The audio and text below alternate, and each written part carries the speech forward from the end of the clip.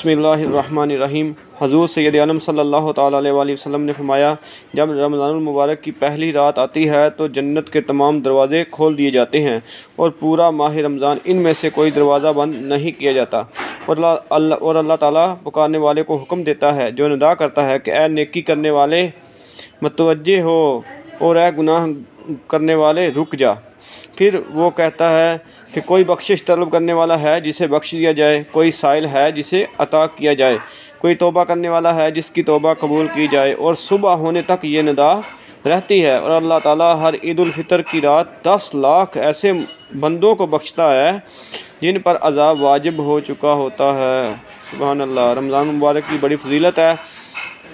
حضرت سلیمان فارسی رضی اللہ تعالیٰ عنہ سے مروی ہے کہ حضور سید عالم صلی اللہ علیہ وسلم نے ہمیں شعبان کے آخری دن خطبہ دیا اور فرمایا، اے لوگو، تم پر ایک عظیم مہینہ سایہ فگن ہے جس میں لیلۃ القدر ہے جو 1000 مہینوں سے بہتر ہے۔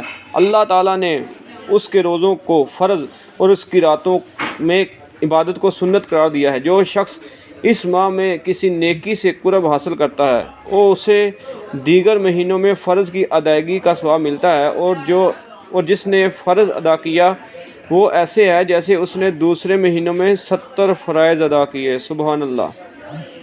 فرمایا کہ یہ صبر کا مہینہ ہے اور صبر کا اجر جنت ہے۔ یہ بھائی چارے کا اور ہمدردی کا مہینہ ہے۔ یہ ایسا مہینہ ہے جس میں مومن کا رزق زیادہ ہوتا ہے۔ جس شخص نے اس مہینے میں کسی روزے دار کا روزہ افطار کرایا اسے غلام آزاد کرنے کا ثواب ملتا ہے اور اس کے گناہ بخش دیے جاتے ہیں۔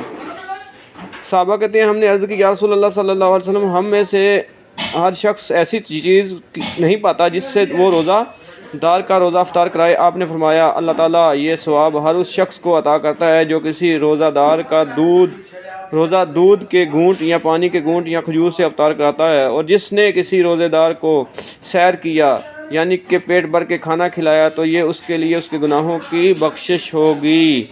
سبحان اللہ۔ رمضان المبارک کے مہینے کی آمد ہے اور ہمیں اس میں سب سے زیادہ جو ہے وہ استغفار کرنا چاہیے، اللہ کی طرف رجوع کرنا چاہیے۔ جو اس میں سب سے زیادہ جو ذکر کیے جاتے ہیں وہ ہیں لا الہ الا اللہ، لا الہ الا اللہ کا ذکر کیا جاتا ہے، اور استغفر اللہ، اللہ کی طرف رجوع کیا جاتا ہے، گناہوں کی بخشش طلب کی جاتی ہے، اور جنت الفردوس کا اللہ تعالیٰ سے سوال کیا جاتا ہے، اور جہنم سے اللہ کی پناہ مانگی جاتی ہے۔ حضور سید عالم صلی اللہ علیہ وسلم نے فرمایا، جس نے ایمان اور طلب ثواب کے لیے ماہ رمضان کے روزے رکھے اس کے اگلے اور پچھلے تمام گناہوں کو بخش دیا جاتا ہے۔